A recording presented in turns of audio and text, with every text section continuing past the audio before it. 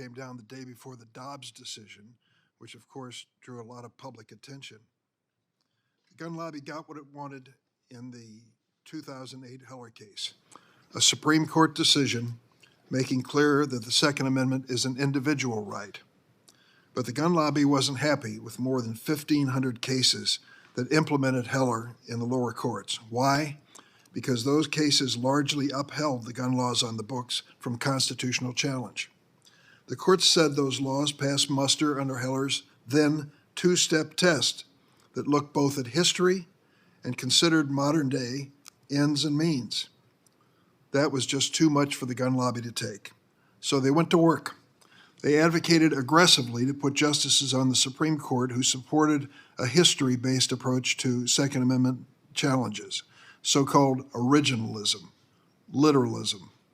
I discussed this approach with both Justice Kavanaugh and Justice Barrett at their confirmation hearings because I was concerned about what a conservative majority on the Supreme Court would do to our gun laws. And then, as I feared, the gun lobby worked to get a case before the Supreme Court, the Bruen case. Last year, the court's majority went further than necessary to decide the case and established a new, purely historical test for considering the constitutionality of gun laws. The gun lobby was thrilled. Wayne LaPierre of the National Rifle Association put out a press release. He called the Bruen decision a landmark win for the NRA that, quote, unequivocally validates the position of the NRA. That's the same Wayne LaPierre who sat in this room 10 years ago and testified before this committee that we, quote, need to enforce the thousands of gun laws that are currently on the books. But his Bruen press release didn't say that. It said, quote, many unconstitutional gun control laws remain in America. The NRA will continue to fight these laws. Now, after the Bruen decision, long-standing gun laws on the books are being challenged across the country, more than 100 cases so far. And under the new Bruen historical test, judges decide not whether a law reasonably protects public safety, but whether the law resembles laws that were in place in 1791 or in 1868. In the beginning, in 1791, of course, we were talking about muzzle-loading muskets. I think about drawing that standard, legality and constitutionality based on 1791. And I think about last 4th of July in Highland Park, Illinois, when a deranged individual went on the roof of a downtown business and discharged 83 rounds in 60 seconds, killing 7 innocent people and injuring dozens of others, including paralyzing an 8-year-old little boy, Cooper Roberts. So it's no surprise to see decisions like the Fifth Circuit's recent Rahimi case. A panel of judges struck down a federal law barring those with domestic violence restraining orders from possessing guns. I can't square that decision with the actual danger that women and police officers face from armed domestic abusers. And I don't believe the founders of this nation would have wanted courts to simply ignore this danger when applying the Constitution they wrote. The chaos that the Bruen decision has caused was predictable. For 15 years, courts have been steadily applying the Heller decision to make reasoned judgments about gun laws on the books. Now, the Supreme Court has imposed a radical new framework under Judge Thomas's decision with barely any guidance to apply it, and plenty of opportunity for judges to cherry pick from history to engage in judicial activism in the name of originalism. The gun lobby saw Bruen as a landmark win, but it's a significant challenge for police, law enforcement, and the population of America when it comes to public safety. That's what we'll discuss today. We have a distinguished panel of witnesses that will examine where we go as we navigate Bruen's unprecedented upheaval of efforts to combat gun violence. I look forward to this discussion. I now turn to the ranking member, Senator Graham. Thank you, Mr. Chairman. Well, number one, I think this is an important hearing to have. The role of the Second Amendment in average everyday life. Senator Cornyn worked in a bipartisan fashion to make some changes to background checks, putting money into the system to deal with folks that are a danger to themselves or others, to enhance public safety. So there's a bipartisan approach to some of these issues. But this sort of is the difference between the parties here, I would think. That America's Second Amendment was passed for a purpose. If you live in a kingdom and the king rules, the first thing they want to do is make sure nobody can object and that you're pretty well defenseless. You have to ask yourself, why did we have a Second Amendment to begin with? Well, if you understand the history of the country, people fleeing England, where you couldn't say bad things about the king, you really couldn't express yourself. So the First Amendment allows you to speak openly and to worship the way you would choose, not the way the king would choose, and on and on and on, the right to assemble. The Second Amendment is to be able to bear arms. There are millions, 1.7 million times per year, people use firearms to defend themselves. I have a very long list of people who have been able to protect their family, their property, by having a firearm to ward off intruders and people who are acting aggressively toward them, particularly women. And Mr. Chairman, I'd like unanimous consent to put that in the record. Without objection. And what we're trying to do here, I think, is our Democratic friends are trying to make the argument that the Bruen Heller cases, if they could, they would overturn those decisions. And I think people on our side are going to be unanimous in the idea that responsible gun ownership is part of American society. Guns are used every day to defend Americans, and people abuse the right to own a weapon. And I would hope we could find common ground to go after those who abuse the right to own a weapon, who act irresponsibly and enforce the laws on the books. So what we will be doing in response to this hearing is that I've introduced legislation, federal law, that would basically codify the Heller decision that the Second Amendment right to own a weapon is an individual right, and the Bruen decision having a different legal analysis about efforts to regulate guns, more back to the historical perspective of why we have the Second Amendment. As you want to overturn these decisions, we will want to reinforce these decisions. We found bipartisan support for the idea of background checks and trying to get guns out of the hands of people who are dangerous, Mr. Chairman. But we haven't had much success in finding common ground on increasing punishments for those who are involved in crime. We're talking a lot about fentanyl, but we haven't done much to deter it. All of us see the laws regarding sexual exploitation of children in need of upgrading. So what I hope we'll find is some bipartisan support to go after the criminal and reinforce America's safety. This is a very dangerous time in America, Mr. Chairman. The policies being pursued in the major cities in this country are not working on the drug front, on the public safety front. And here's the sad news. There's probably never been a more important time to be able to own a weapon than now. The threats to the average American are going up, not down. And at the end of the day, the Second Amendment is part of our Constitution. It is part of the fabric of this nation. There is bipartisan support to make sure reasonable gun ownership reigns. But there will be, on our side of the aisle, Mr. Chairman, a robust response to the idea of undoing the legal framework that has come out of the Supreme Court, because we believe now is the time to reinforce responsible gun ownership, not to undermine it. Thank you. Thank you, Senator Graham. Today we welcome 5 witnesses. Let me introduce them. Our first witness is Ruth Glenn, President of Public Affairs National Coalition Against Domestic Violence. It's a project of the National Domestic Violence Hotline. Prior to joining this organization, Ms. Glenn had served at the Colorado Department of Human Services for 28 years, 9 of which she spent as a director of the domestic violence program. She is indeed a survivor of gun violence herself. Amy Swearer has appeared before the committee before. She is a senior legal fellow in the Heritage Foundation Edwin Meese Center, where her areas of scholarship include the Second Amendment, overcriminalization, school safety, and the intersection of mental health and gun violence. Eric Rubin, assistant professor at law at the SMU Dedman School of Law. His scholarship focuses on exploring the regulation of violence and weapons and how that regulation intersects with self-defense and Second Amendment. Rafael Mangual, did I pronounce that right? Good.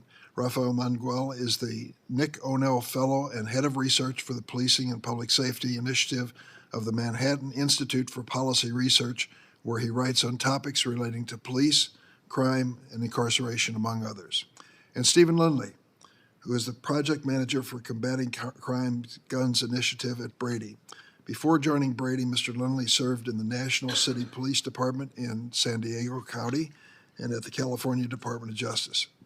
He has 27 years of law enforcement experience. I thank all of the witnesses for being here today. Each senator will have 5 minutes after you have 5 minutes for an opening statement. Could each of the witnesses please stand at this moment to be sworn in?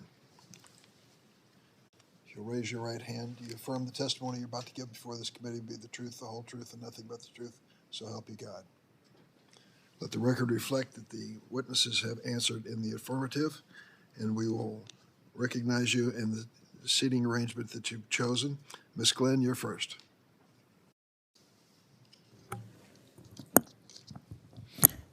Good morning, Chair Durbin, Ranking Member Graham, and distinguished members of the Senate Judiciary Committee. I thank you for the opportunity to testify before you today on a critical issue, the impact of the Supreme Court's decision in New York State Rifle and Pistol Association versus Bruen on victims and survivors of domestic violence.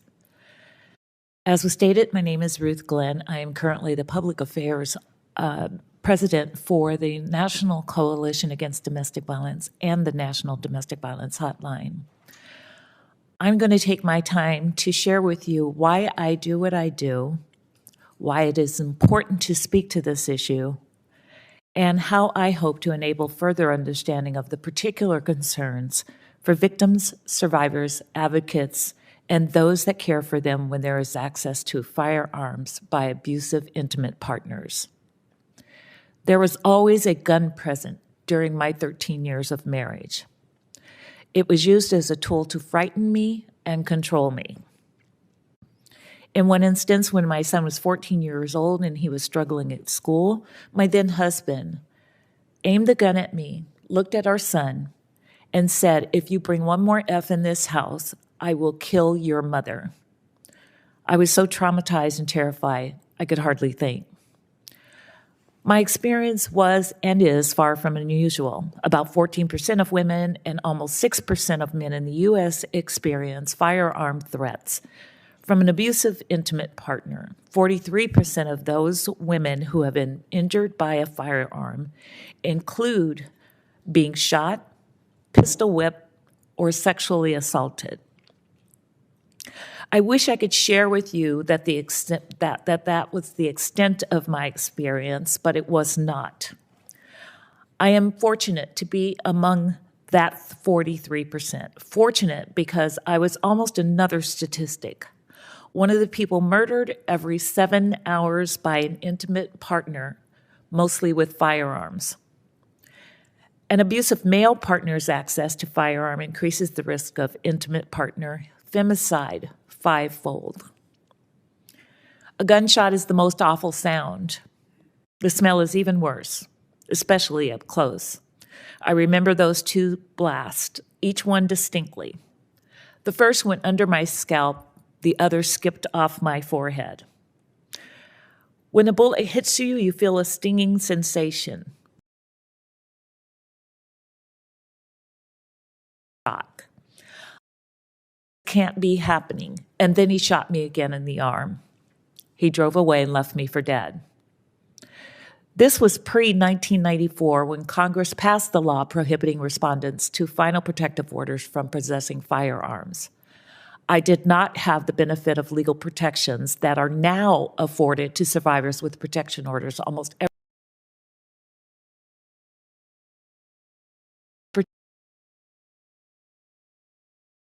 Supreme Court's rules the constitutionality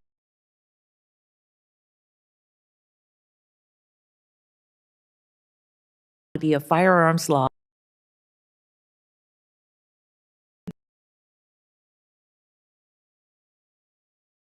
the historical judge panel of the Fifth Circuit Court of Appeals found it unconstitutional in United States versus Rahimi.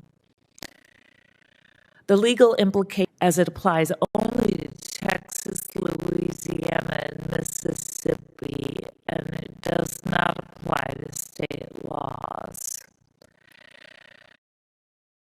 And it does not apply to the relief written directly into protective orders. But it is important to realize the confusion and concern that has resulted from the ruling. It is also important to note that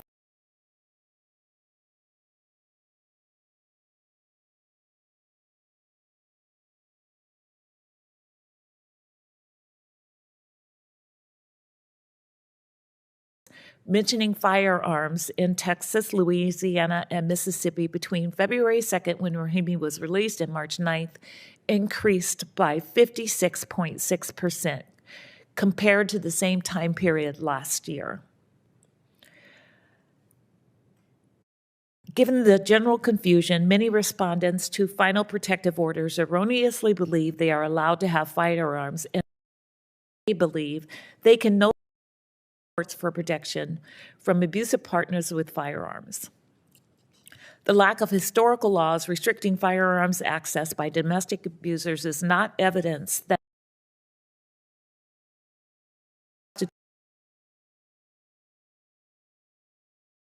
subordinate status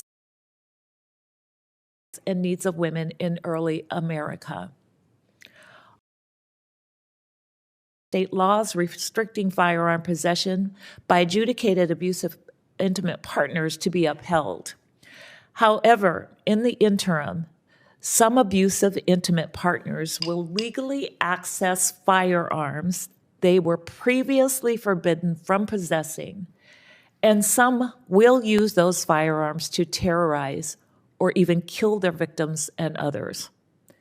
The uncertainty created by Bruen has placed victims and their children in fear of their lives and created yet another barrier to safety. Thank you again for the opportunity to testify today, and I look forward to answering your questions. Thanks, Ms. Glenn. Ms. Swearer? Chairman Durbin, Ranking Member Graham, and distinguished senators. Last June in Bruen, the Supreme Court affirmed that ordinary law-abiding Americans have a right to bear guns in public for self-defense. It struck down New York's restrictive public carry framework, which required applicants to prove they had a, quote, proper cause to exercise their constitutional rights outside the home, a burden that was usually insurmountable. Additionally, Bruen rejected lower courts' use of a heightened scrutiny approach, an approach that they, not Heller, created, and that in practice allowed many courts to never meet a gun law that they couldn't find perfectly constitutional. Instead, under Bruen, judges must assess whether the challenged restriction is consistent with the nation's historical tradition of firearms regulation. After Bruen, some pundits and politicians immediately responded with hysterical fear-mongering about its potentially devastating public safety consequences.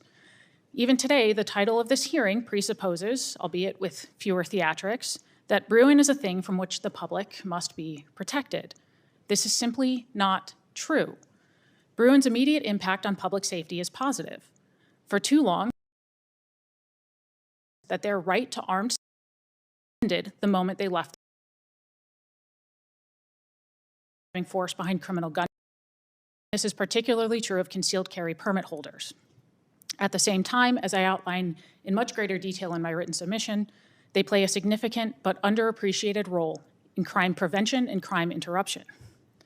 Yes, good faith applications of Bruen will likely reserve generally laws that weren't very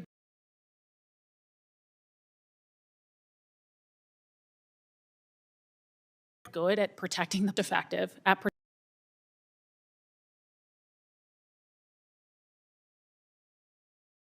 protecting the public. In recent months, as some post-Bruen challenges have succeeded in lower courts, the opinions and reasonings therein have been grossly mischaracterized in the same way we saw after Bruen. I cover this handful of successful and still largely ongoing challenges in more depth in my written submission, but the recent Fifth Circuit decision in U.S. v. Rahimi is worth highlighting. As others have noted, the panel struck down a federal statute prohibiting gun possession for individuals subjected to certain domestic violence civil restraining orders, and the opinion has been widely and wrongly denounced as from doing anything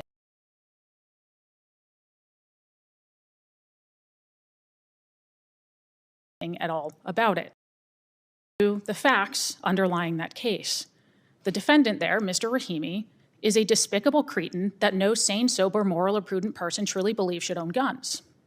Quite properly charged him with several crimes.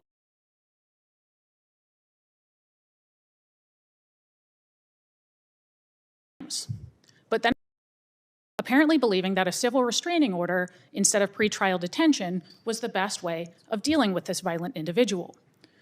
Predictably, Mr. Rahimi soon thought, to hell with your restraining order, and committed aggravated assault and order and its prohibition on his way to ignoring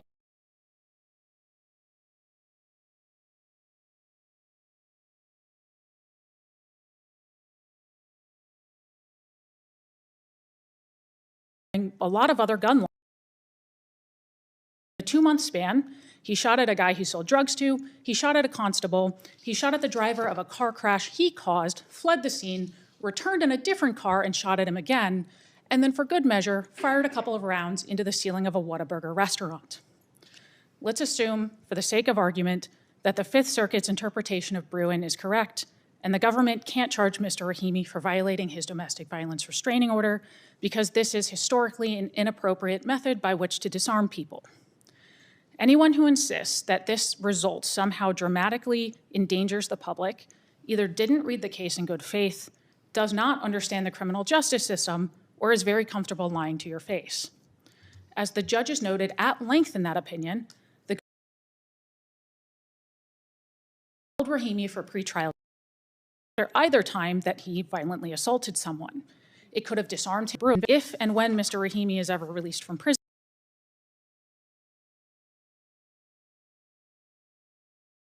Every post-Bruen court agrees and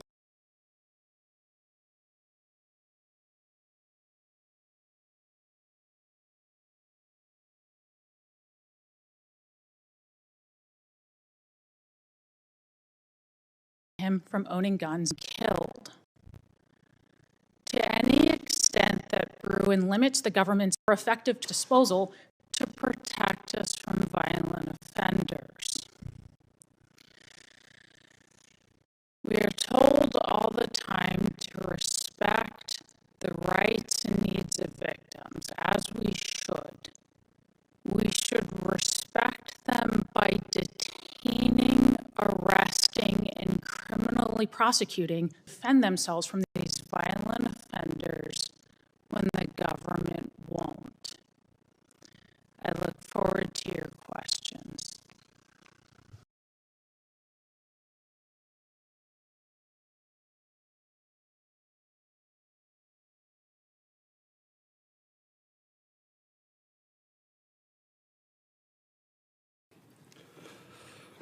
Chairman Durbin, Ranking Member Graham, and members of the committee, thank you for inviting me to testify. My name is Rubin. I'm a professor of law at SMU Dedman School of Law. Today I'm testifying in my personal capacity. This committee is considering how to protect public safety after the Supreme Court's decision in Bruen.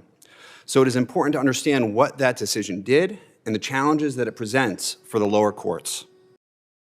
I just heard one view on Bruen and its aftermath. I've read the opinions, and I'm going to provide a different view. I will make 4 points. First, Bruen abandoned a mode of reasoning used for almost every other right and inserted a new test for evaluating the constitutionality of modern laws addressing modern guns and modern problems.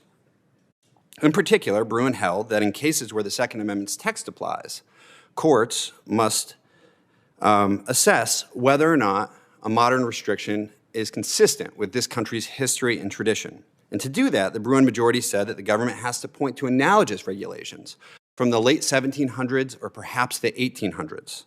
Litigants in courts, the court said, are to compare how and why modern and historical gun laws burden armed self-defense. This is a novel approach. It's different than the one that courts were using before the Bruen decision came down, and in fact, it's different from how the court itself usually evaluates constitutional rights questions. Second point that I'd like to make is that Bruen has introduced a substantial amount of uncertainty for Second Amendment doctrine with this new test. The lower courts have struggled to apply Bruen to modern laws such as those regulating 3D printed guns, large capacity magazines, or gun possession by domestic abusers. Bruen purported to constrain judicial decision-making through a test of historical analogy, but the post-Bruen case law highlights the risk that, in fact, Bruen has enabled judicial subjectivity and unpredictability. In different cases dealing with the same laws, or even within the same case dealing with a law, courts have pointed in opposite directions about what the Second Amendment means. Third, as the issue of keeping guns out of the hands of domestic abusers show, courts are struggling with how to compare modern laws to historical ones in light of the immense changes between the past and the present. What meaningful historical comparator can they be for the modern prohibition on guns in airplane cabins or on automatic weapons? Perhaps more fundamentally, what about modern laws that reflect broader social change, like prohibitions on gun possession by domestic abusers? The domestic violence-focused gun laws highlight the challenge of basing today's constitutional decision-making on the legislative priorities of the distant past. The Fifth Circuit in the recent Rahimi case applied Bruen to strike down the prohibition on gun possession by people subject to domestic violence restraining orders. The court said that the record did not contain comparable gun laws from the framing era. But of course, there were not robust protections for the victims of domestic violence back in the framing era. Policymakers back then did not view women as the political or legal equals to men, and they did not prioritize protecting the victims of domestic violence through legislation. In fact, rather than focusing on protecting domestic violence victims, historically the law protected the husband's legal prerogative to inflict marital chastisement. But it would be absurd to think that the Constitution today condemns us to that same view. Fourth, and finally, despite the initial disruption that is caused, Bruen does not mean the end of reasonable gun policy. We have a long tradition of gun regulation in this country, and the justices in the Bruen majority said that properly interpreted, the Second Amendment still allows for a variety of gun regulation. The major challenge after Bruen is how to compare historical gun laws to modern ones in light of changed circumstances. The Rahimi court, for example, recognized that historical laws disarmed various groups of people viewed to be dangerous, but it then construed those historical laws narrowly and concluded that they could not serve as analogs for the modern laws regulating gun possession by those subject to domestic violence restraining orders. But other courts have taken a different message from those same historical gun laws. In a case called Cantor v. Barr, then Judge Amy Coney Barrett looked at the same laws that were considered by the Rahimi court. But she reached a different conclusion about their meaning. She wrote, quote, "History is consistent with common sense. It demonstrates that legislatures have the power to prohibit dangerous people from possessing guns," end quote. The central challenge for the Second Amendment today is ensuring that history and common sense do not part ways. Thank you for the opportunity to testify, and I look forward to your questions. Thank you, Professor. Mr. Mangual. Good morning, Chairman Durbin, Ranking Member Graham, and members of the committee. I'd like to begin by thanking you all for extending to me another invitation to testify before this body on what is perhaps the single most important policy issue of our time, public safety, especially gun violence. And my overarching point this morning is straightforward. When it comes to the important issue of public safety, our most pressing problem is not the possibility that more law-abiding citizens will now be able to carry firearms for self-defense in the small handful of states that didn't already allow them to do so prior to Bruen. It's that in so many parts of the country, legislative and administrative policy choices have exacerbated the risks associated with failing to arrest, prosecute, and meaningfully incapacitate high-risk, high-rate criminal offenders. As such, the focus of policymakers hoping to stem the tide of resurgent violent crime should be on identifying and plugging the holes created or made larger by recent depolicing and decarceration efforts. Failing to do so will inevitably lead to tragedy, as it has in so many cases already. One of those cases is the shooting death of Kiara Hudson Benefield in upstate New York last year. The 40-year-old mother was taking her kids to school when police and prosecutors allege she was fatally shot in the head by her husband. Her husband was released on his own recognizance the day before the shooting. That release came after being charged with savagely beating Kiara Hudson, an assault that was captured by a home security camera and shared with the authorities. And the release occurred despite the defendant having been paroled in 2015 after serving time for the armed kidnapping of an ex-girlfriend and escaping from a correctional facility. New York's bail laws required release and prohibited the judge from considering the danger that this man posed to his wife or the community. Perhaps the most tragic part of this story is that Kiara was so certain about the risk that she faced that she was reportedly wearing a bulletproof vest at the time she was killed. Instead of the safety that she needed, all the court would offer Hudson Benefield was a piece of paper containing an order of protection. Unfortunately, data from multiple sources suggest that when it comes to domestic violence, shootings, homicides, stories like the one I just told are all too common. A report published by the Indiana Criminal Justice Institute reported that the 3,036 individuals convicted of domestic violence in 2017 had a combined total of 15,396 prior arrests. A study done by the University of Chicago Crime Lab found that on average, those arrested for a shooting or homicide in that city in 2015 and 16 had 12 prior arrests. Nearly 1 in 5 had more than 20. This measure is in line with recent remarks from Washington, D.C. Metro Police Chief Robert Conti, who told members of the media earlier this month that, quote, the average homicide suspect has been arrested 11 times prior to them committing a homicide. What all of this tells us is that the laws that we have on the books regarding firearms restrictions, or any other criminal law for that matter, are no good to us unless we have the wherewithal to see to it that those who violate the rules are held to account in a way that actually protects public safety. And this is where the focus of policymakers should lie. We must be seeking to find and, where necessary, create opportunities to maximize the incapacitation benefits that attend the incarceration of bad actors. Actively supporting efforts to cut down on those incapacitation benefits is simply incongruous with calls for more gun rights restrictions as a means to pursue public safety gains. And yet cutting down on incapacitation is precisely what recent criminal justice reforms have achieved over the last decade plus.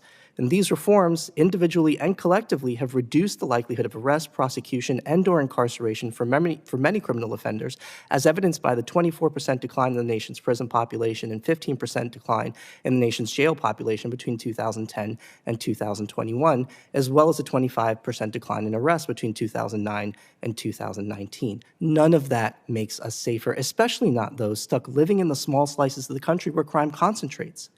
The downside risk associated with the push for decarceration and depolicing will be borne disproportionately by the very same people living in the pockets of concentrated gun violence. And this was made crystal clear by a study published last year and reported on by the Wall Street Journal, showing that the 2021 firearm homicide victimization rate approached 60 per 100,000 for Black men, reaching its early 1990s peak, which is almost double what it was just 10 years ago. The white male rate stood in the single digits. America's gun violence problem has gotten significantly worse in recent years, and that should concern us all. The reversal of the progress made over the 1990s and early aughts has hit a very small slice of America in a very big way. Now, I'm encouraged by this committee's desire to engage with this problem, but I urge its members to consider that the policies most urgently in need of change are those that have lowered the transaction costs of committing crime or raised the transaction costs of enforcing the law. At the end of the day, rules without the means or will to enforce them are little more than empty threats. And for those stuck living in America's most dangerous neighborhoods, they're broken promises to boot. Thank you, and I look forward to your questions. Thank you, Mr. Mangual. Mr. Lindley. Chairman Durbin, Ranking Member Graham, and distinguished members of the committee, thank you for the opportunity to testify before you today.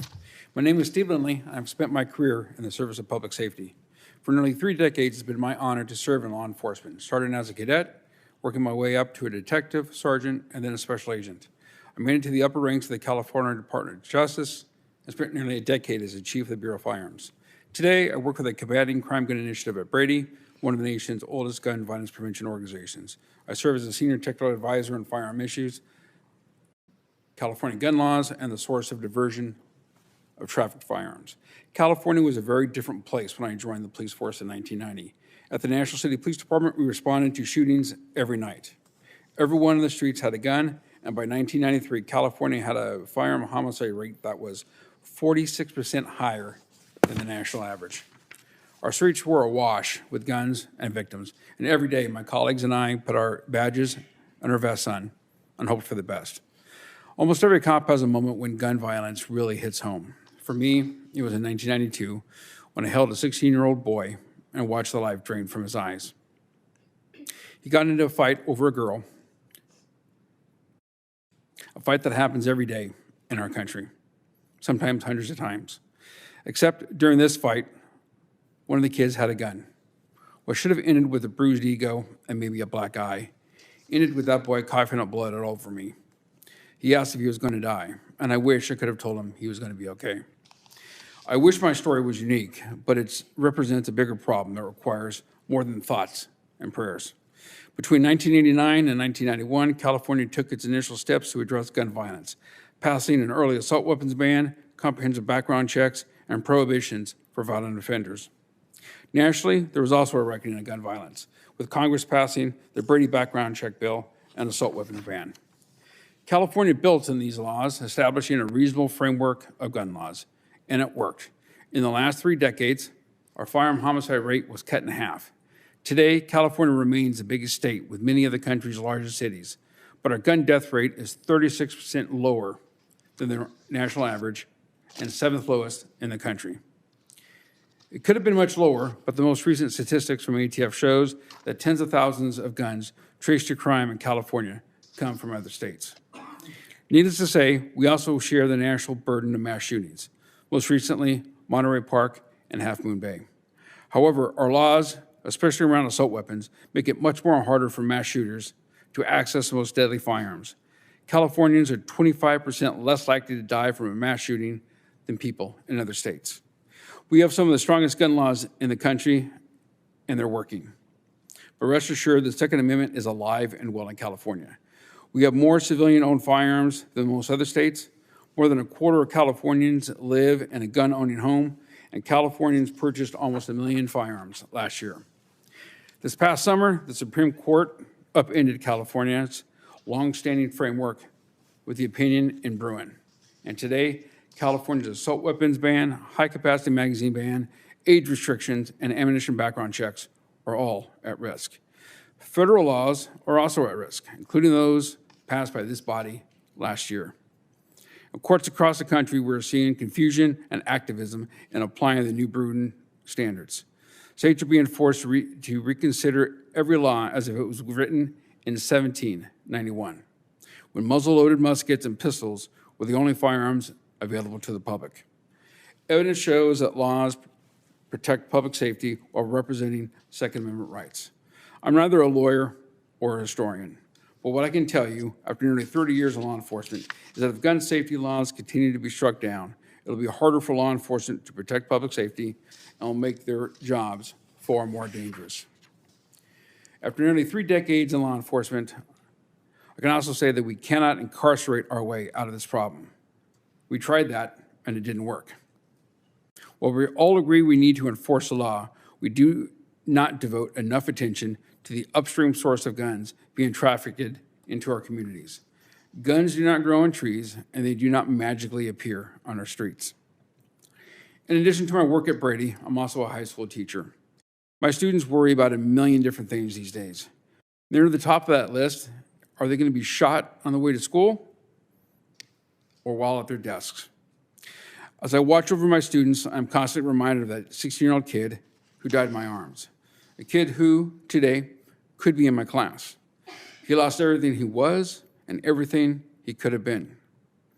I look at my students and I wonder if I will lose one of them. Will one of them lose their future to senseless gun violence? Will my daughter? That's a question that terrifies me every day, a question millions of parents ask themselves every day. Thoughts and prayers are not enough. Action is needed. Thank you for the time today, and I look forward to your questions. Thank you, Mr. Lindley. We'll start the questioning. I want to thank you personally, 27 years in law enforcement, and I want to thank all the men and women in law enforcement. We know that they are under close scrutiny and living lives which subject them to dangerous situations on a daily basis to protect us, our neighborhoods, and our homes. But let me ask you this point blank. We're in mourning in Chicago because 2 weeks ago today, an officer responded to a domestic violence incident, came across a man with a gun, chased that man, who turned on him and killed him in a playground of a school in Chicago while the children around were cringing in fear. How often do domestic violence incidents, have you run into domestic violence incidents in your practice of law enforcement? Thank you for the question. Law enforcement is one of the most difficult jobs I think we have in this nation. We ask a lot of our officers day in and day out. And one of the most unpredictable situations that they're called to deal with is domestic violence. They're going into a charged, emotionally charged situation, not knowing what the basis of it is, into a situation that may have taken years to come about. Also, you look at the different type of weapons inside the house. You have firearms, you have bats, you have knives, you have frying pans. It is a very difficult situation, and lots of injuries to law enforcement and injuries to the public come about from domestic violence situations. So one of the witnesses here says, well, it's okay, Rahimi, if you accept it, that person would have a gun, they'll probably break some other law that they can be prosecuted. Does the presence of a firearm in a domestic violence dispute make it more dangerous for the police? Absolutely. Firearms in the house when law enforcement is there in an emotionally charged situation, unless the situation is completely controlled, which is difficult for law enforcement to do these days, makes it very dangerous for them.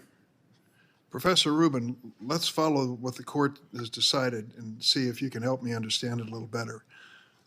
They've decided that they can't find, and Rahimi, they decided they couldn't find an analogy to removing a firearm from a person who was under a domestic violence protective order.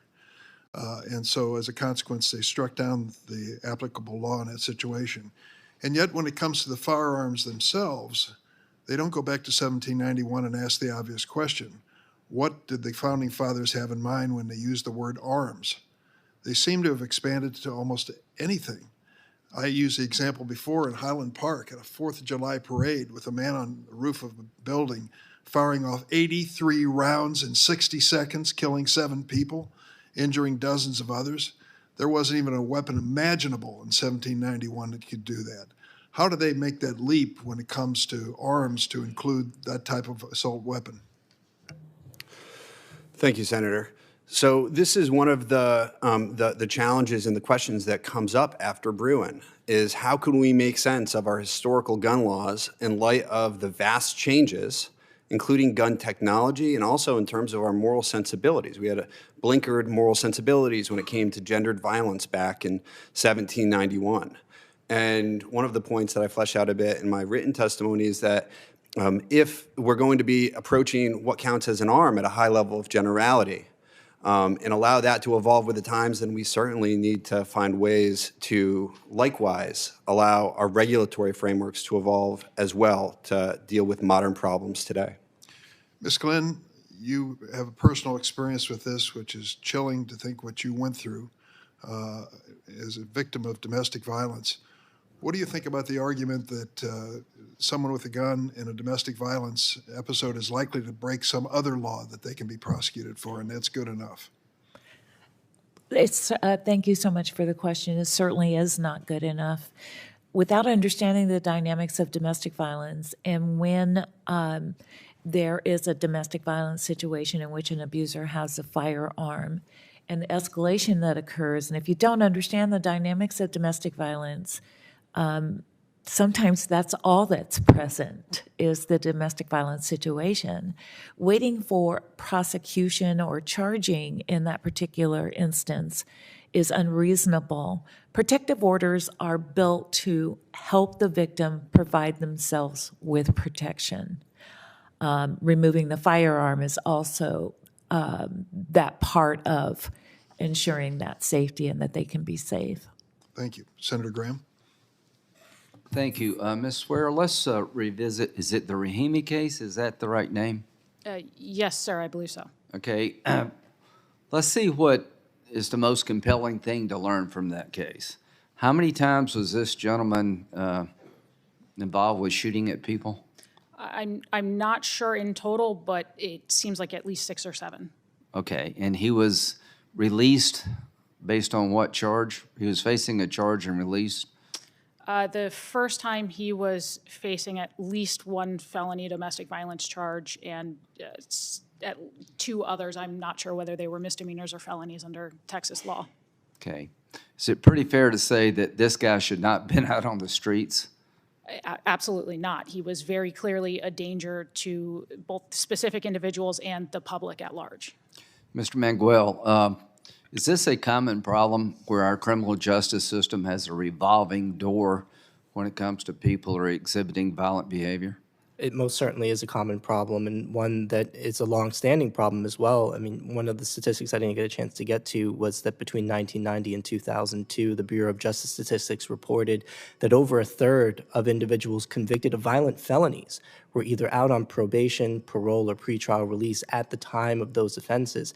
As our criminal justice system has gotten softer, that problem's only gotten bigger. So when you look at what America is facing, would you agree with me the best thing we could do as a nation is to make sure that our parole laws and our attitude toward violent criminals is changed so that they are not out hurting people, they stay in jail? I think that's exactly right. I mean, one of the biggest challenges that we currently face, as evidenced by the data on the role that repeat offenders play in serious gun violence, is that we are systematically failing to draw and enforce a line as to how much repeated criminal conduct we are willing to accept and tolerate. Well, if your proposition is true, America would be responding in a certain way. Do you realize, Ms. Swear, that from 1991 to 2019, the number of guns in America number of weapons owned by Americans has doubled?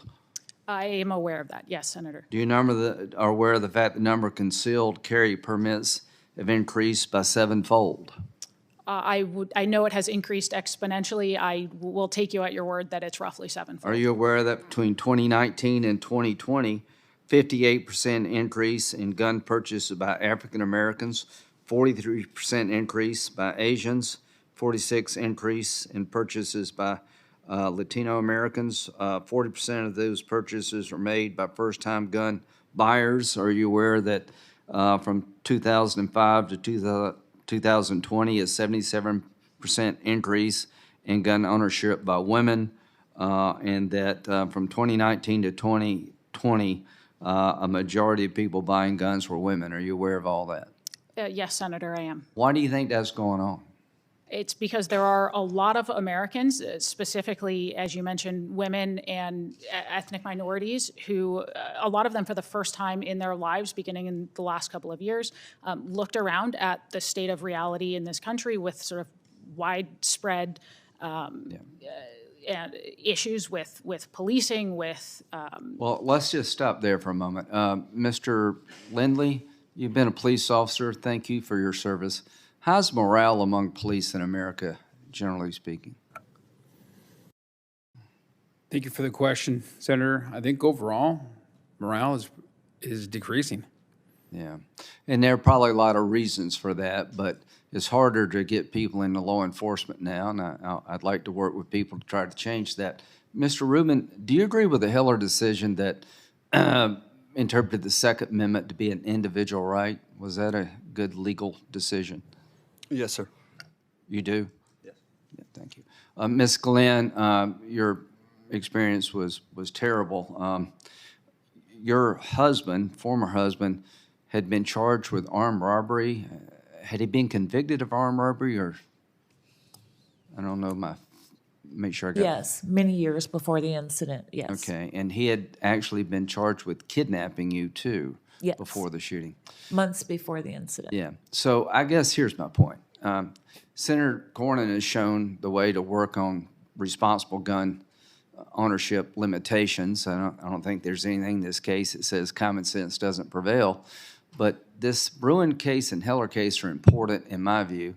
Mr. Chairman, it reinforced the idea that the Second Amendment is there for individuals and that individuals have a right to defend themselves in a responsible way, even outside their home.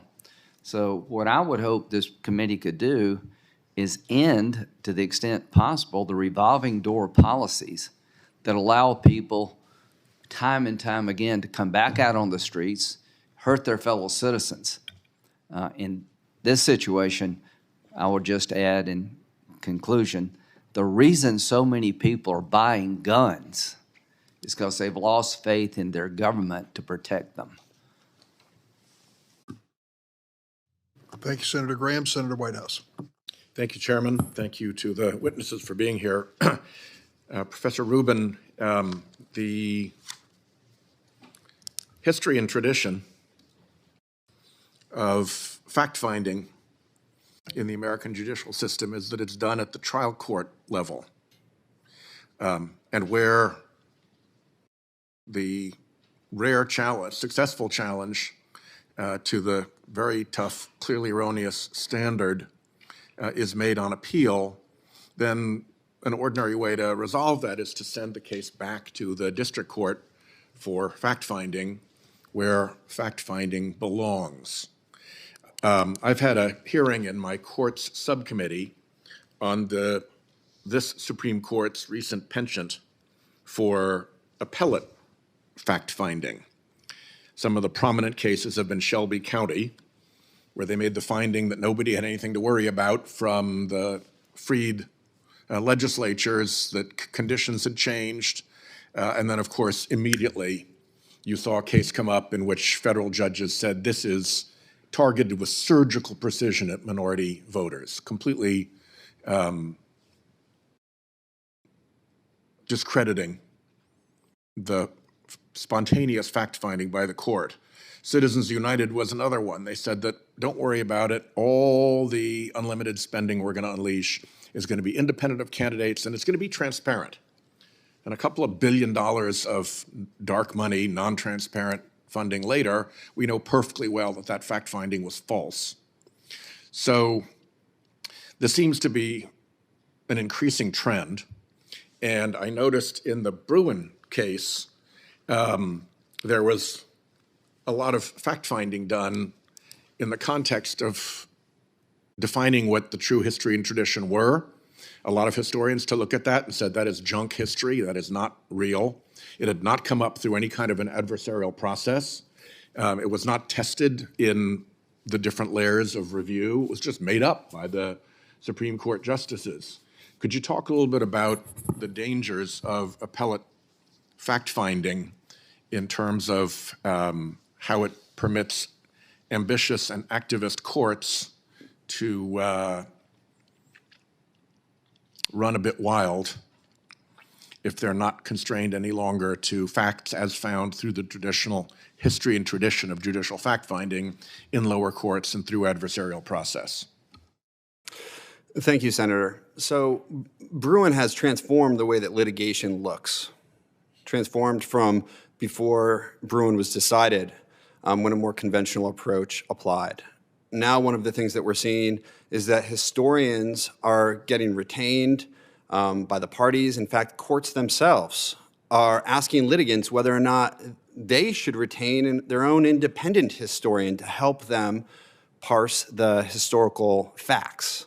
And one of the challenges that comes up, as you mentioned, is what happens on appeal, especially if a court on appeal is doing historical fact-finding that subsequently is determined to be erroneous. Are lower courts then bound by that erroneous historical determination when ordinarily there would be a route to appeal and challenge it. So this is transforming the way that litigation is looking. I think it needs to transform a good deal because if you have an appellate decision that stands on what events have proven to be utterly false facts, and the appellate court hasn't gone back and cleaned up its clear error, then it becomes incumbent on the lower courts to take a look at that and see if it really makes sense, because Marbury v. Madison says that it's the job of the Supreme Court to decide what the law is. It has no particular expertise with respect to the facts. In fact, it's probably the worst part of government to make decisions about the facts, given the constraints on briefing and so forth. So thank you for that observation. The other thing that was notable about Bruen was that 12 NRA-funded amici showed up, and the funding disclosures at the Supreme Court have been a continuing source of frustration. The Judicial Conference is now looking at that, and I hope we'll be putting out a report fairly soon.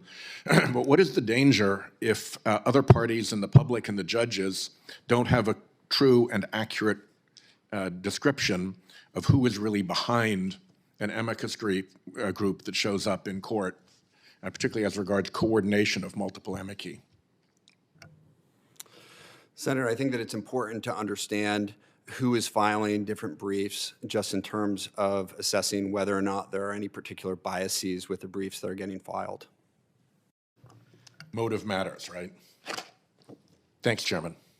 Thank you, Senator. Senator Grassley. Thank you, Mr. Chairman, and thanks all the witnesses for being here to discuss this very important issue. I'm going to start with Mr. Mangual. Last year, I held a field hearing in Iowa for the drug caucus that I co-chair with Chairman Whitehouse. At that hearing, the Iowa Department of Public Safety Commissioner said that 42% of the murders that occurred in Des Moines in the last 2 years had a tie to drug trafficking. So I'm interested in your view on a national basis. How does drug trafficking factor in to increase that we've seen in violent crime? Well, I think drug enforcement certainly can play an important role in the provision of public safety, and one of the main reasons for that is that there's a substantial overlap between people involved in the drug trade and people who are driving the serious kinds of gun violence that we're here to talk about today. One of the statistics that always comes to mind on this point is a statistic out of the city of Baltimore, which in 2018 reported that of the about 118 homicide suspects identified from the year 2017, 7 in 10 had at least one prior drug arrest in their criminal histories. If you look at the recidivism data at the national level, the Bureau of Justice Statistics often reports on longitudinal analyses looking at the rate of recidivism for people who are incarcerated primarily for drug offenses. 75% of them will be rearrested for at least one non-drug offense, and more than a third will be rearrested for a serious violent offense specifically. And so if you talk to law enforcement agencies, I think what they'll tell you is that they view drug enforcement as a way to pretextually attack violent crime. Taking that tool off the table or minimizing it, as has been done through criminal justice policymaking over the years, I think can be significantly detrimental to our overall strategy to reducing gun violence. Also, to what extent is the rise of violent crime connected with gangs or organized criminal activity? Well, gangs significantly drive violent crime numbers, at least gun crime, in the sort of pockets of concentrated violence that I talked about in my testimony. If you look at places like the south and west side of Chicago, for example, the southwestern district of Baltimore, certain precincts in cities like Detroit and St. Louis, what you'll see is that gang members or crew members are significant drivers of the violence. That's true in my home city of New York as well.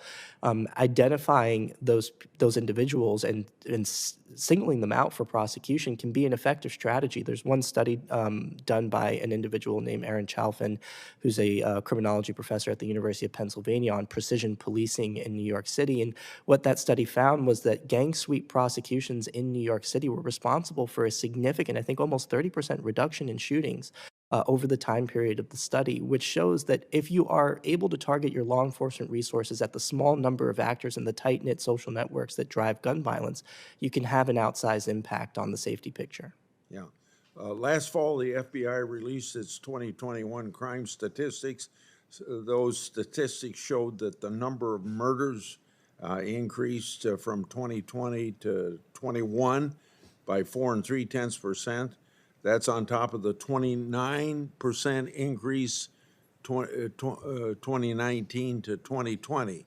So to you, Mr. Mangual, that's a steep increase in violent crime, but isn't it true that the rates of violent crime have affected some communities more than others? And as an example, African-American community. That's exactly right. I mean, the homicide victimization rate for African-American males is about 10 times that, the rate for their white male counterparts. And, you know, in my home city of New York, the New York City Police Department has been keeping data on gun violence and gun violence victimization since at least 2008 in a systematic way. And every single year for which we have data, a minimum of 95% of all shooting victims in that city are either Black or Latino. And I can assure you that Blacks and Latinos do not constitute anywhere close to 95% of New York City's population. And if you know, just to really hit the point home on the geographic concentration point, which I think is really important to understand, in any given city in America, somewhere around 5% of street segments will see about 50% of all the violence. In my home city of New York, about 3.5% of street segments see 50% of all violent crime. About 40% of street segments don't see any violent crime whatsoever. I mean, just to really bring the point home with an example out of the city of Chicago, the 10 most dangerous neighborhoods in that city in 2019 had a collective homicide rate of 61 per 100,000. Collectively, the population of those neighborhoods was on average 95% Black and Hispanic.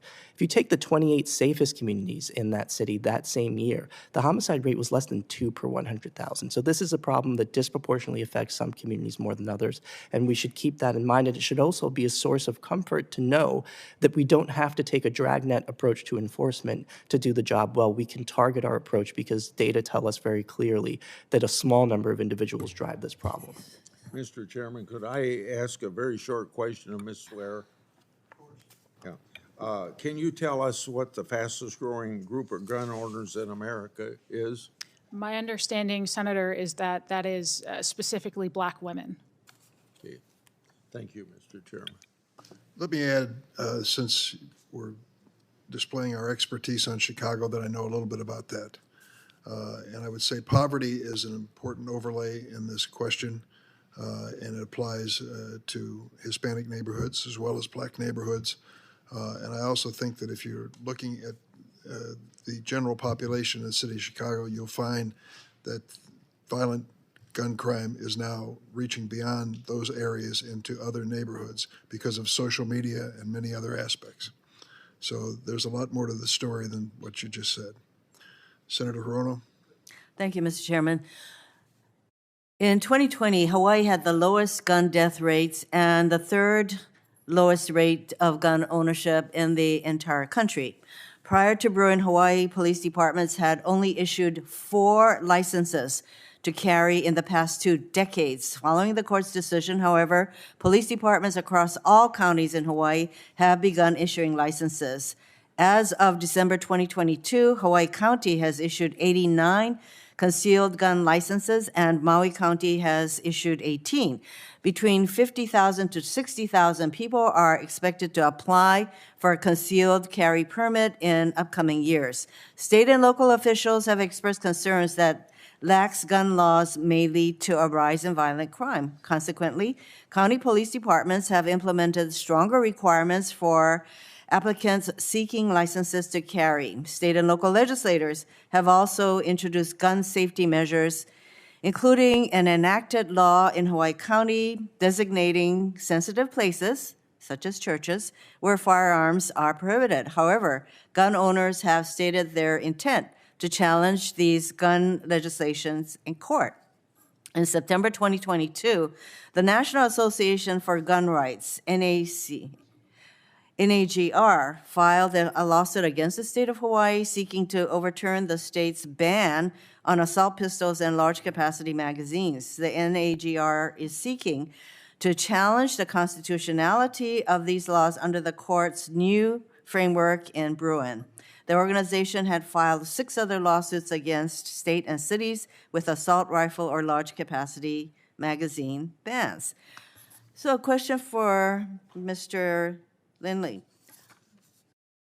Do you think that the concern over the thousands and thousands of applicants who will now apply for licenses in Hawaii, and that this could lead to a rise in violent crime, is that a misplaced concern? Do you agree with the concern of law enforcement in Hawaii?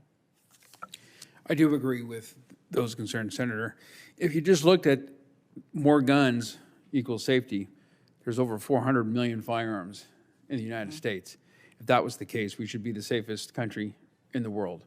So more guns is not the answer to safety. I agree with you, and the statistics I pointed to in Hawaii, where we have some of the strictest gun safety laws, and there is a cause and effect as to the use of guns in Hawaii in violent situations. Ms. Glenn, you have spent almost 30 years as an advocate for domestic violence victims and have testified today on the impact of Bruen on intimate partner violence. Just last month, the Fifth Circuit, in the first major case to apply Bruen, found that portion of the Violence Against Women Act that prohibited the possession of firearms by those subject to certain domestic violence restraining orders violated the Second Amendment. This kind of restriction was a common sense kind of restriction on violent abusers. How will interpretations of Bruen, like this one in the Fifth Circuit, make it harder to protect victims and survivors of domestic violence? Thank you so much for the question. I think we go back to my written testimony, which is there has to be some type of protection that is allowed before the violence escalates. So having a protection order that says that I can have a firearm removed from the situation so that I am safer is very, very critical. Well, I'd say under Bruen, maybe there's no historical basis for removal of a firearm in those kinds of circumstances. Professor Rubin, I really found it instructive that you said that this decision is transforming the way litigation is looking, and historians are being retained in cases. Justice Barrett in Bruen observed that the flaw of a historical approach to the Second Amendment and in the interpretation of the Constitution is that originalism is far from scientific. I would agree with that, and sadly, though, she went ahead and agreed with the majority opinion in that case. So I wanted to ask you, Professor Bruen, in the wake of Bruen, you examined New York's proposed legislation to require gun owners to have express permission from property owners to carry guns onto their private property, including homes, restaurants, offices, and entertainment venues.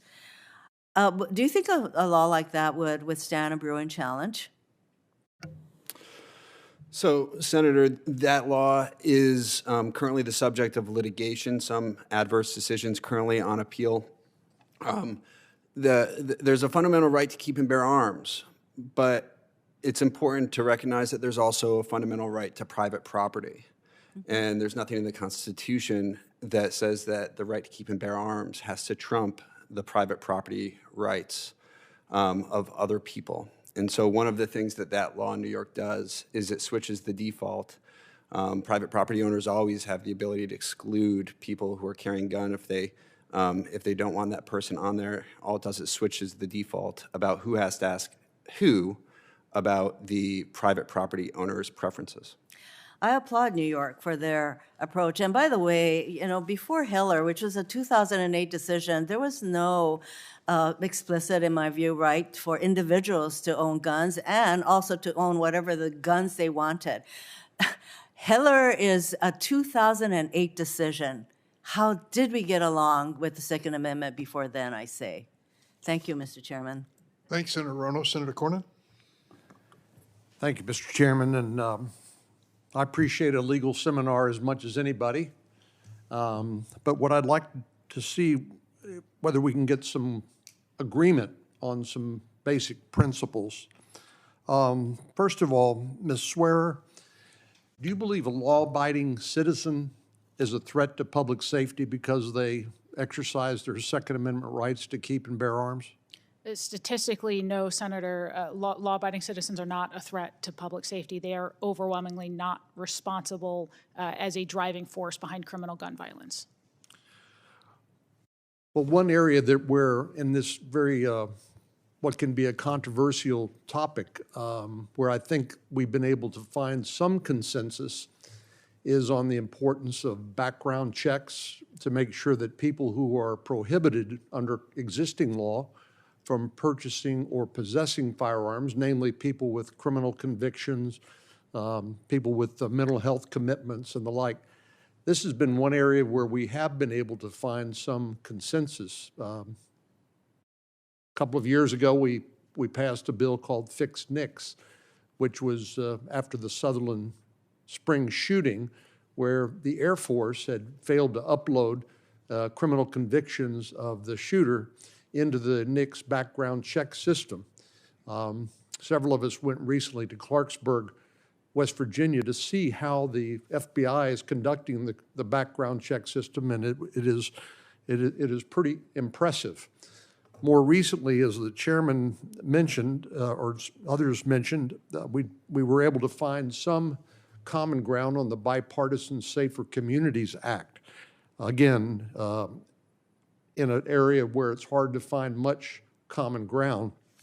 But I just want to update my colleagues on exactly what has happened so far with this, for example, the enhanced background check for gun purchasers between the age of 18 and 21.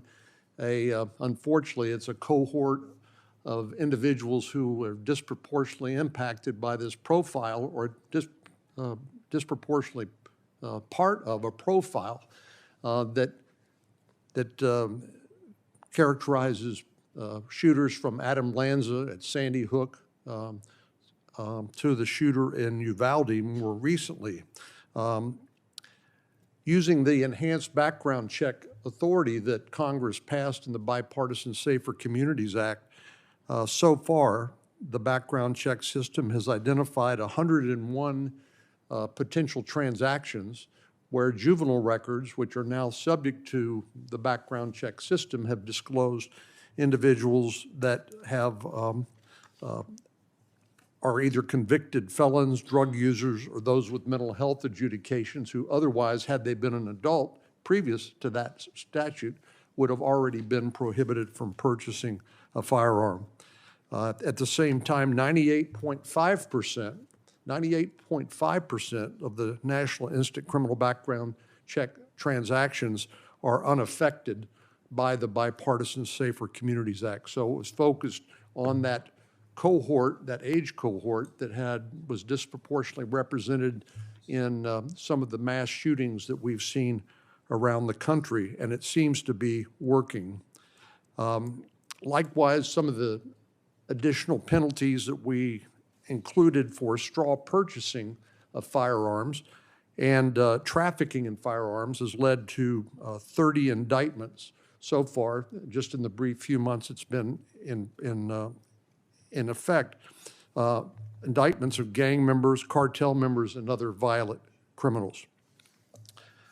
Mr. Mangual, let me ask you, I thought you made a really important point about how what parts of the communities are affected by gun violence and others that are not as affected as dramatically, and how communities of color and where there's lower income levels are disproportionately affected. You're familiar, I'm sure, with Project Safe Neighborhoods, are you not?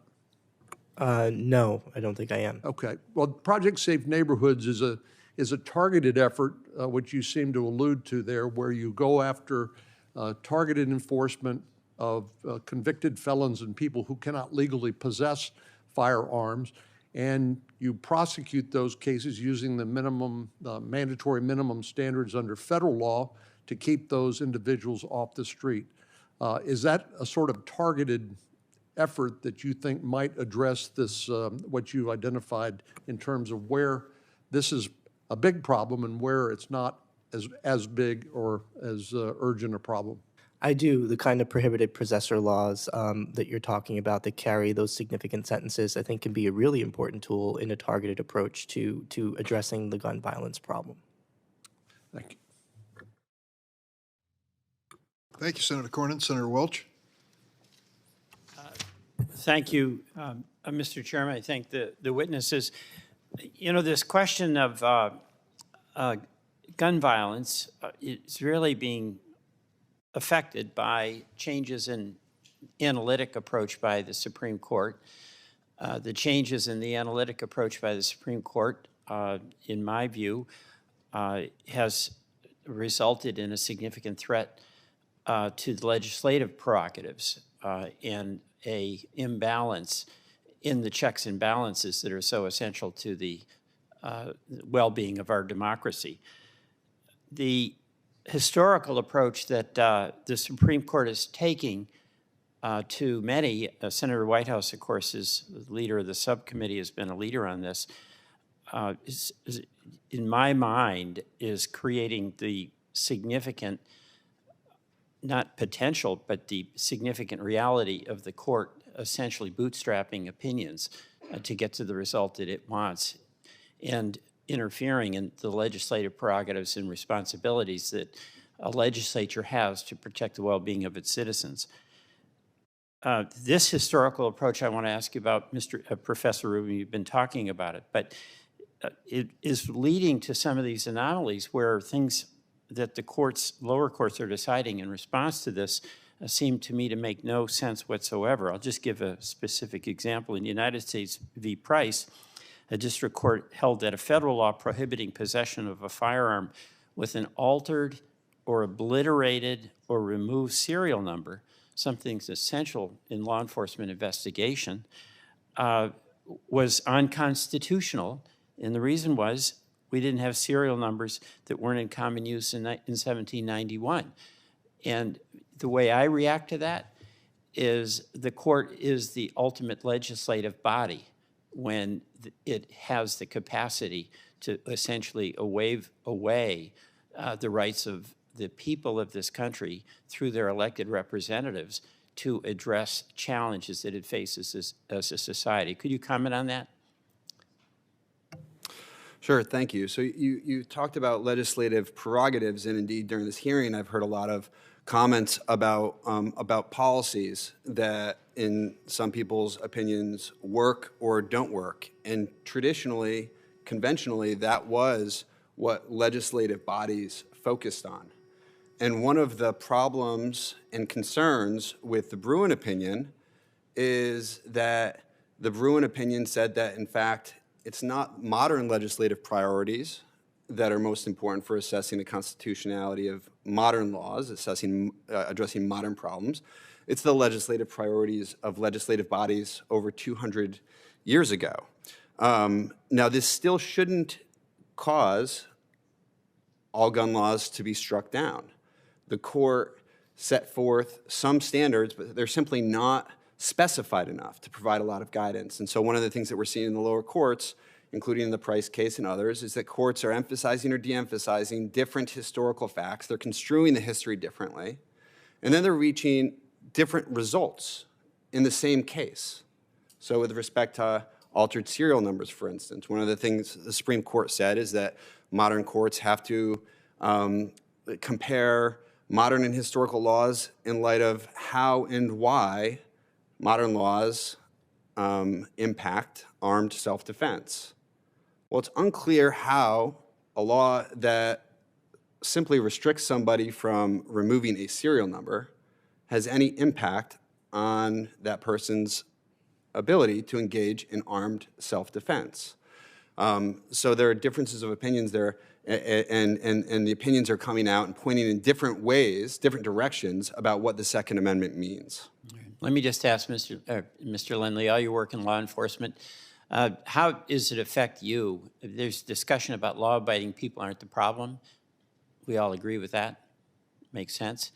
But you deal with a lot of other people who aren't so law-abiding, and also law-abiding people who have a temper and have a gun and have a domestic partner, sometimes in that moment are not so law-abiding. Can you comment? So we've talked a lot about individuals and all the arrests that they've had. One of the things that we have here in the United States is you are innocent until proven guilty. You can have a lot of arrests. But individuals with mental health problems, convicted felons, people with a history of other types of violence, whether it's a misdemeanor, those individuals with firearms it's a poisonous cocktail, not only to the community, but to law enforcement, and they're very difficult and dangerous to deal with. Thank you. Yeah, my time is up. Thank you. I yield back, Mr. Chairman. Thank you, Senator Welch. Senator Lee. Thank you, Mr. Chairman. I do think it's important in this conversation to remember that we're not talking about legislative priorities from 200 years ago. We're talking about a provision of the Constitution. It is different than a legislative priority. When we adopt something into the Constitution, we're making a law that's meant to stand the test of time. Unless or until that amendment is removed or altered, it stands, and it's the job of the court to interpret what that means. And that's exactly what happened here. I do think it is important, and I agree with Senator Welch, that it's very important that we always focus on the rights of the law-abiding and keep those in mind whenever we consider legislation or legislative strategies here. One of the worst things you can do, particularly where a constitutional right is involved, but really in any case where you're dealing with something that involves public safety, is what are we doing that might make it more difficult for the law-abiding to defend and protect themselves? What is this legislation going to do to make us safer or less safe? It's important to remember a few dynamics that are well known with respect to this study of criminal offenses and with respect to advice that we've received from seasoned law enforcement officers. Just last week, D.C. Police Chief Robert Conti remarked that, quote, "If we really want to see homicides go down, keep bad guys with guns in jail."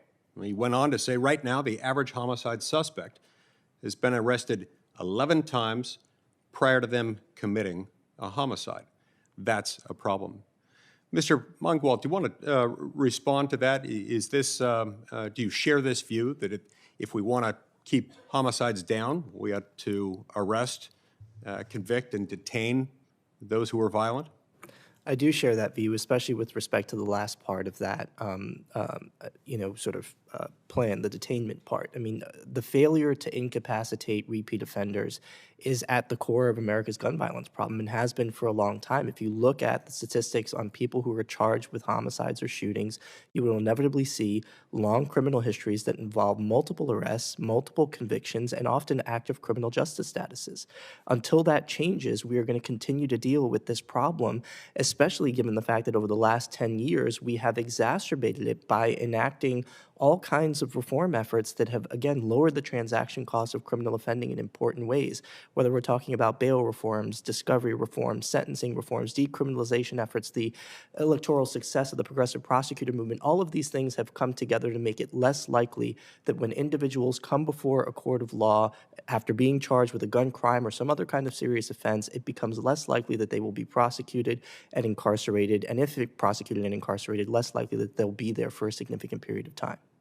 And as a case in point, just recently, the District of Columbia Council voted to reduce criminal penalties for a lot of these same offenses. They're the same bad guys committing violent crimes with guns. And so it defies reason and logic to say that that is not a problem when we know that is the source of the problem. It's also important for us to remember how the Bruen decision reached its conclusion and the constitutional reasoning on which it was based. I find especially helpful the penultimate paragraph in the majority opinion, which reads as follows, quote, "The constitutional right to bear arms in public for self-defense is not a second-class right subject to an entirely different body of rules than the other Bill of Rights guarantees. We know of no other constitutional right that an individual may exercise only after demonstrating to government officers some special need. That is not how the First Amendment works when it comes to unpopular speech, or the free exercise clause, or protections with regard to the free exercise of religion. It's not how the Sixth Amendment works when it comes to a defendant's right to confront the witnesses against him. And it's not how the Second Amendment works when it comes to public carry for self-defense." Ms. Swearer, do you agree with with that assessment, both as a matter of constitutional reasoning and as a matter of logic when dealing with crime? Senator, I absolutely do. The Second Amendment, especially in what we saw with New York's framework, was fundamentally treated and held to a different standard. You essentially had millions of residents who were told, regardless of what the text says, you might have a right to keep, but you don't have a right to bear arms the second you leave your home, which renders toothless that unalienable natural right to self-defense on which the Second Amendment is based. And so certainly for those residents in New York and the 7 other states with those types of public carry frameworks, their rights were being treated and held to a second-class standard. I see my time has expired. As I wrap this up, I just want to emphasize again, like the Second Amendment isn't something new. Yes, it is old. It's been in place since 1791. That's a long time ago. It doesn't make it irrelevant to our time. In fact, as we've seen crime increase, I don't think it's ever been more relevant, particularly when you look at those who were victimized, those who are at a competitive disadvantage with regard to size, strength, speed, wealth, assets, where they live in proximity to a police station, and the availability of police officers who could come either sooner or later to their home. This is, moreover, something that had its roots centuries before the American Revolution. These were well understood terms. This is not an exaggeration. This is not a modern day rewriting of a piece of the Constitution. This is a correct application and one that is right. Thank you, Mr. Chairman. Thank you, Senator Lee. Next up is Senator Klobuchar. Thank you very much, Mr. Chairman, and thank you. I had other hearings and things going on, but I caught up on your testimony, and I just want to thank you all for being here in this important hearing, and thank the chair for calling it. One of my focuses on guns has been on domestic violence. For too long, domestic abuse was considered a family affair, and they would say what happened in a house didn't have to come into the courthouse. We all know times have changed with the passage of the domestic violence bill, the reauthorization of it many times.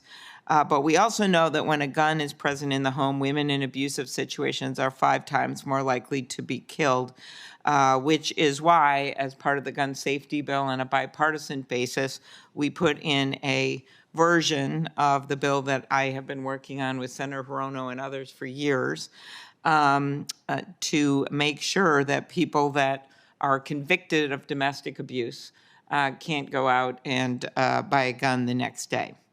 As a survivor yourself, Ms. Glenn, can you first say more about the dangerous connection between domestic violence and gun violence? And then you could add on to that just your concern about the Bruen decision and what that will mean. Go ahead. Thank you so much for the question. The concern, of course, is that what I stated earlier, which is that victims will feel less safe because there's the idea that at minimum, when and if I felt like I could do something about it, now I can't. I cannot get the gun removed. Secondly, I would say that we are also talking about abusive persons feeling a bit more freedom to take that few seconds to pull the trigger on a gun when there's domestic violence present by them. What we're seeing is widespread confusion, widespread concern about this particular ruling and what it will mean to the future. Mm-hmm. As we all know, domestic violence victims very seldom, if at all, call law enforcement simply because of the already present danger, particularly when there is a firearm in the home. Mm-hmm. The concern is really quite marked right now, what this will mean outside of that Fifth Circuit. Okay, and I know Mr. Lindley, you mentioned this in your testimony. Do you want to add anything? Thank you for the question. With domestic violence and firearms, it's a lethal cocktail. You already stated the statistics that, women are 5 times more likely to be killed when there's a firearm in the home with domestic violence. With that, there's also a danger towards law enforcement and just the greater community.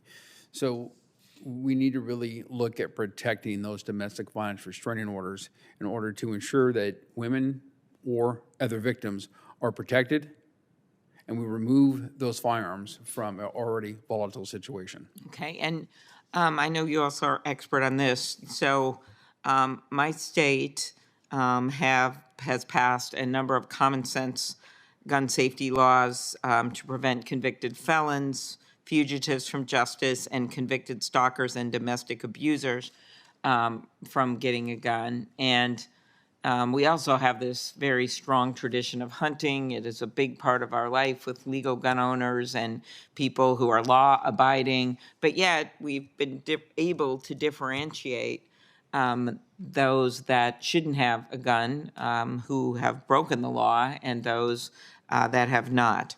And so could you talk about how the Bruen decision complicates efforts by state and local governments to protect public safety? Thank you. So California has a program called the Armed Prohibited Person System, which identifies individuals who at one time legally purchased a firearm, but subsequent to that purchase became prohibited due to a mental health issue, due to the restraining order, or some type of act of violence. That has been a very successful program, identifying people who no longer have the ability to possess firearms because of an act that they've done or a mental health issue. It doesn't deal with individuals who are still law-abiding.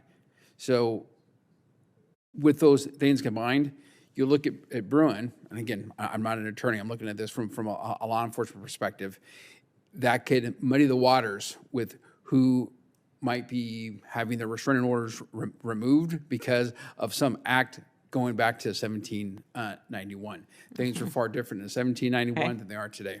Okay, my very last question, Professor Rubin, in your dissent in the Bruen case, in his dissent, you didn't have a dissent, you probably were thinking one. In the dissent in the Bruen case, which was Justice Breyer was joined by Justices Kagan and Sotomayor, he asked this question. He asked, will the court's approach permit judges to reach the outcomes they prefer and then cloak those outcomes in the language of history? Based on the cases that have recently applied Bruen, how would you answer Justice Breyer's question? History does not speak with one voice when it comes to the tradition of firearms regulation. And one of the big risks of Bruen that we are seeing right now in the way that lower courts are addressing constitutional questions after that opinion came down last June is that courts are picking and choosing different historical laws to emphasize. They're construing them differently. They're reading history at different levels of generality, and they're pointing in opposite directions about what the Constitution means. So without more clarification about how exactly to do the Bruen test, there is a real risk that opinions will, cloaked in history, will actually be subjective. All right, well, I will ask the rest of my follow-up questions on many on the boyfriend loophole bills and laws, implications of these cases on that, but I will do that on the record because I know my colleagues are here ready to ask. So thank you. Thanks, Senator Klobuchar. Senator Blackburn. Thank you, Mr. Chairman. We appreciate so much that you all are here. It's an important conversation to have, and we are grateful for your testimony. You know, the chairman said he just couldn't square why some people would purchase guns or have guns. What I can't square is why we have prosecutors and judges who are letting criminals back out on the streets and not holding people who have committed crimes. And that's letting people that shouldn't have a gun get a gun. So let me ask, Mr. Lindley, let me start with you. Do you know who Jack Wilson is? Actually, I do not. Okay, you don't. Elijah Dickin? I'm not really a name person, so no. Okay. Well, let me tell you, these are both Good Samaritans that exercised their right to carry a firearm, and as a result, were able to intervene during a mass shooting, one in Texas, one in Indiana, and they saved untold lives. These are the law-abiding citizens that we want to be carrying guns and whose right to do so is protected by the Second Amendment. What about Tyree Reynolds? You know that name? Christian Wingfield, do you know that name? They're familiar to me, but not in detail. Not in detail. Well, they should be. These are criminals who committed violent crimes using firearms, and then they were released back to their communities as a result of the radical left's soft on crime policies and the Soros-backed bail reform. So they got out. They went on to participate in shootings. One of these individuals left a child dead. So this is the disparity. It is outrageous, absolutely outrageous. Instead of prosecuting violent criminals who are committing these crimes, that many on the left are focused on criminalizing gun ownership for law-abiding citizens. Violent crime is raging across this country. We hear about it in communities. Every year I visit with each of our 95 counties in the state of Tennessee. I visit with law enforcement in those counties. And what we hear is with gangs proliferating, with drugs flooding this country because of the cartels, because of that open border, crime is on the rise. And there seems to be a penchant, though, from my colleagues across the aisle to restrict self-defense options. Senator Graham talked about this at the outset. This is a right. The Second Amendment is a right. Senator Lee just mentioned it's the only right, that you've got to go talk to a local official and get a license in order to exercise that right. But we have plenty of people that are alive today because Jack Wilson and Elijah Dickin chose to exercise that right, and in exercising that right, they saved a lot of lives during a time with a mass shooting event. And we ought not to have people that try to restrict self-defense options for Good Samaritans.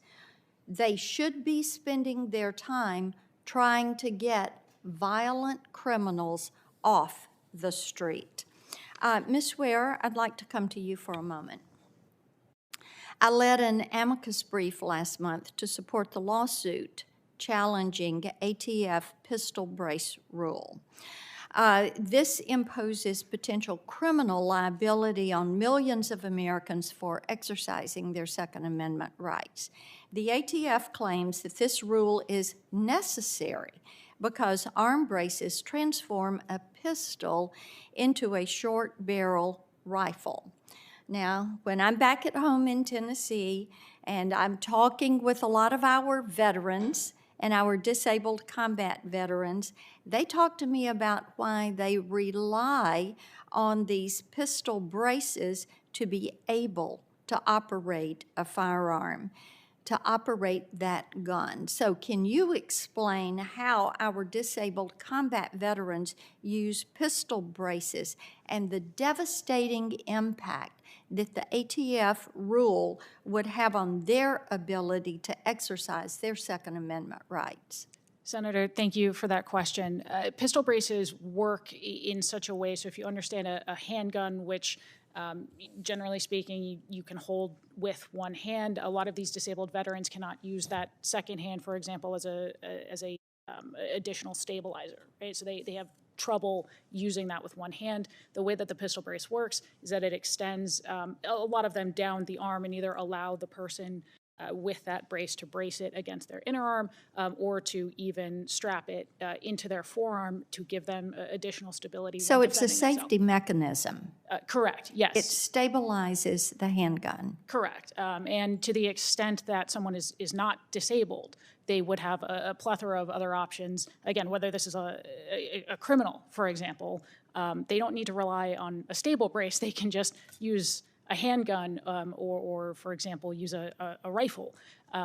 This exclusively is something that is beneficial to law-abiding but disabled citizens. And it might be used by people who are not disabled, but that is primarily a benefit to them, while at the same time, again, would-be criminals have a plethora of alternatives to accomplish their criminal goals.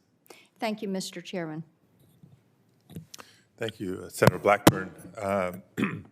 I want to thank Chair Durbin and Ranking Member Graham for holding this hearing. There's no denying that we have a gun violence epidemic in the United States of America. When gun violence becomes the leading cause of death in America, or yet another small town becomes a household name because across the country because of another tragedy, we have a moral obligation to act. Just yesterday, I joined President Biden in Monterey Park, California, to meet with the community that's still grieving from a mass shooting that took the lives of 11 people at a dance studio on the eve of Lunar New Year. I was pleased to see President Biden announce his executive actions that will make our community safer and will save lives. But I think we all acknowledge, including the president, that these executive actions to address gun violence do not absolve us of our duty as legislators. Now, last Congress, this committee held 11 hearings on common sense steps to reduce gun violence. And we know that the overwhelming public support these measures have. But as we gather here today, just after America surpassed 100 mass shootings in this calendar year, that's 100 tragedies by the first week of March. And Americans are watching from home, asking, when will Congress step up and do something? So I'm committed to finding a path forward and look forward to working with whoever is willing on the other side of the aisle to end the epidemic of gun violence in our country. Now, my first question is for Mr. Lindley. As a program manager for Brady's Combating Crime Guns Initiative and as a former law enforcement officer, you've spent a good part of your career combating gun violence. The Brady Handgun Violence Prevention Act created a system requiring background checks for gun purchases from licensed dealers.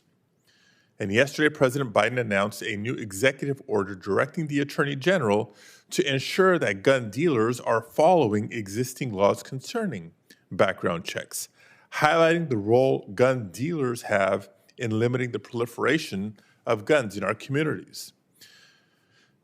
Are you concerned that the Bruen decision will lead to looser gun laws, and in particular surrounding the registration of firearms, and then undermine our efforts to improve safety?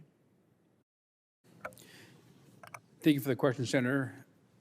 Absolutely. Again, I'm not an attorney, so I can't see the future when it comes to legal issues. That's okay. I'm not one either. Okay. But if you look at some of the things that have been put into place, especially with the Brady background check process, it didn't go far enough back in the 90s. So we do have to look at universal background checks, something that California has put into place and has been very successful with. You also look at limiting, if not, outline new purchases of assault weapons and high-capacity magazines. Again, something that California has put in and has been successful over the years. Thank you. And I don't mean to make light of the fact that you're not an attorney, nor am I. Trust me, we hear from a lot of attorneys in this committee. There's a lot of attorneys on the committee. But I do want to uplift your perspective with your law enforcement experience to this conversation. Now, as a former law enforcement officer, you've experienced the epidemic of gun violence firsthand. And I think you'd agree that the Monterey Park shooting was simply a high-profile example of the epidemic that we have in this country. I mean, in a span of 8 days surrounding that one incident, California experienced at least 2 more. In your opinion, what role does the availability of large capacity ammunition magazines and semi-automatic assault weapons play in the gun violence plaguing our nation? Again, after almost 30 years in law enforcement, seen far too many victims, far too many mass shootings. And when you look at the lethality of semi-automatic weapons, especially assault weapons, coupled with the high-capacity magazines, it makes it very difficult for the victimology. If you look at how many people can be shot in that time frame with a 30-round magazine as compared to a 10-round magazine. And we've seen instances here in California that an individual who went in, did a mass shooting, but had a lower capacity magazine, had far fewer victims. But individuals usually have to wait until the person reloads until they engage and try and disarm the individual. A lot of different victims can take place between 10 rounds and 30 rounds. Or, let's say in Las Vegas, 50 or 100 rounds. Thank you very much. I'd love to have some follow-up questions here, but at this point, I'll turn it over to Senator Blumenthal for his questions. Thanks very much, Senator Padilla. Thank you all for being here. Thank you to the advocates who have joined us today, and I want to thank Senator Padilla and other members of the committee for their steadfast support of measures that will stop that epidemic of gun violence. These measures are made vastly more difficult by the Supreme Court's decision in Bruen in ways that we have no way of knowing at this point, because Bruen remains an inchoate and deeply frightening potential obstacle to common sense measures. I could talk about a great many of them, but I want to focus on safe storage laws, known in Connecticut as Ethan's Law. Our law is named after a young man who was killed when he was accidentally shot by an unsecured firearm. Ethan Song was a teenager at the time, and the firearm had been stored in a Tupperware box in a closet alongside the ammunition and keys to the gun lock. Ethan's Law passed in Connecticut, but we know across the country 4.6 million minors live in households with at least one loaded and unlocked gun. An estimated 54% of gun owners don't lock all of their guns securely. Ethan's Law simply requires that guns be safely stored. Doesn't take away a single gun, doesn't look at who owns the gun, doesn't provide any ban on any type of gun. It simply says if you have a gun, you should safely store that gun. So I would like to ask Professor Rubin, based on the Bruen decision, whether that kind of law would be constitutional under the court's apparent reasoning that there has to be some historical analog on which any kind of law is based under the Second Amendment. Thank you, Senator. So as you mentioned, there's a lot of uncertainty right now about what Bruen means and how it will apply to specific gun laws, including that one. Before Bruen, safe storage laws fared very well in the courts. And after Bruen, the question will be, first, whether or not the storage of a law or laws about storage fall within the plain text of the Second Amendment. That's an open question. And then the second question that will be asked is whether or not they have historical analogs. And it's a challenging one. It's a good example of the challenges that courts have now. Because back in the framing era, the guns were largely muzzle-loaded black powder guns that were not kept loaded or carried loaded because of the risk of misfire. There were laws about storage back then. For instance, there were laws in the city of Boston and other places about storing gunpowder separate from the firearms, but those were because there was a risk of fires. It was a different time with different problems, and the policymakers back then addressed the problems that existed. Today, the problems, as you mentioned, are different than the problems back then, and a lot will depend on how flexibly courts look to historical laws like the Boston safe storage law, and how they relate them to today. And it's very much an open question. But one thing is for sure that the court did say that a lot of regulation is still permissible under the Bruen standard. I think your point is very important, that an analog means exactly that it doesn't have to be exactly the same. And the laws, for example, that you cited in Boston requiring safe storage of some of the materials used in firearms or firing weapons perhaps provide that kind of analog. And today the risk may be different. In fact, gun deaths have recently surpassed any other kinds of deaths affecting children. Gun violence is the most common cause of child death in the United States today. An estimated 8 children and teens are killed unintentionally, injured, or killed due to an unsafely stored firearm. So the risk may be different, but the analog is the same insofar as it says risk can be taken into account in requiring safe storage.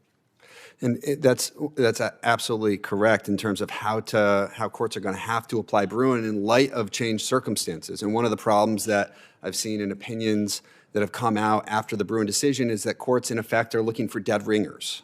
A lot of courts are sidestepping the analogical exercise altogether and just looking for dead ringers. Well, that's not how analogical reasoning works, and in fact, historical laws are going to have to be viewed at a relatively high level of generality, flexibly, in order to accommodate the reality of change over time. Well, thank you very much. Thanks, Mr. Chairman, for having this hearing. I'm going to continue to advocate Ethan's law at the federal level and other measures that I've introduced here, trying to encourage the courts to interpret Bruen expansively, because it really is a matter of life and death, and I commend President Biden for taking the action he did yesterday. Thanks. Thanks, Senator Blumenthal. I want to apologize personally and for the committee. Our coming and going have a lot to do with things beyond our control. One of them is roll call vote on the floor. So members have to make the roll call and try to make this committee hearing and others at the same time. It is not a display of disrespect. It is the reality of our frantic lives here when we're in session. But your testimony has been very important and very valuable. Professor Rubin, I was just trying to think, if we use the same standard of Bruen, of historical analog, we have a hearing coming up on social media and the internet, and I'm trying to imagine how we would do such a thing in light of the First Amendment, speech and press, and what we would be guided by. What really was the state of social media in 1791 or in 1868? I think it's ridiculous on its face. And you wonder why the court, particularly Justice Thomas, who has his own peculiar view of the Constitution, wonder why the court is buying it in this instance. Do you know what the end goal was, the real reason? Not the good reason, historical analog, but the real reason? I don't know about the intentions of justices, obviously. One thing that happened before Bruen was that the courts were applying doctrine pulled from First Amendment cases. Heller cited First Amendment jurisprudence repeatedly. In the First Amendment context, we do not solely decide cases on the basis of history alone. Rather, history is one input, but so are contemporary costs and benefits. So to your point about social media or other First Amendment issues, the Supreme Court has said, for instance, that child pornography is not protected expression under the First Amendment. And in arriving at that decision, they were not looking for analogs in the founding generation. This is a unique test that has been put forward for the Second Amendment. Senator Lee talked about the constitutional language standing the test of time. We might engage in an exchange as to whether or not the original language of the Constitution stood the test of time on the issue of women voting, on the issue of slavery, on the issue of property landowning males being primarily the voting populace at the time. There are a number of things in the Constitution which were flawed, some corrected by constitutional amendment and some by court ruling. Is that not the case? That's true, and the Supreme Court in Bruen said that the Second Amendment is to withstand the test of time and change over time. And the question right now is how to do the Bruen analogical exercise in a way that will respect the reality of the fact that things were very different back in the 1790s than they are today. A lot of the problems that we have with respect to firearms and weapons today would have been unimaginable at the founding. So of course they weren't legislating on those issues. And yet our task, the task of courts and litigants today is to draw analogies between that time and now. And I wonder how our founding fathers would have reflected on a chilling milestone as we surpassed 100 mass shootings a little over a week ago. That's more than one a day. We ended last year with 647 mass shootings, which means four people were shot or killed in an incident. 647 last year, almost 2 a day, and more than 44,000 people overall killed by gunfire. It appears the proliferation of weapons in America has not brought peace to our streets, but just the opposite. And that's what I've witnessed many times over. So I thank you all for being here today, and I thank you for your testimony. The hearing record will remain open for a week for statements and questions. I thank you for participating, and the hearing stands adjourned.